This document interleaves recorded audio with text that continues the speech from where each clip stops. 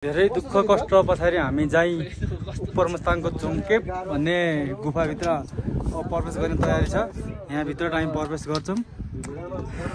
सास फेर्न गाह्रो भइरहेको छ, हैरान भएको छ। सास फेर्न बिमारी मान्छे चाहिँ सास सम्बन्धीको मुटु सम्बन्धी मान्छे नआयो हुन्छ। अक्सिजनको चाहिँ कमी छ। हावा लागे पनि सास फेर्न चाहिँ गाह्रो हुँदो रहेछ। आज कसैले एकछिन हाम्रो एकजना साथीले तनाव दिनुभयो, होइन उहाँ साथीले तनाव दिएर 2 घन्टा हामी यस्तो मेन्टल तनावमा पऱ्यौँ कि उहाँ ढलेर उहाँलाई सास फेर्न गाह्रो भएर पछि औषधि खाएर अघि बढेको। अब यो अरूले यहाँ भित्र भिडियो बनाउँदै हुनुहुन्छ। अब हामी पनि यहाँभित्र प्रवेश गर्ने तयारीमा छौँ। यसको भित्रको बारेमा सबै हजुरलाई म देखाउँछु। यहाँ 52वटा नि 52 कतिवटा हो यहाँभित्र?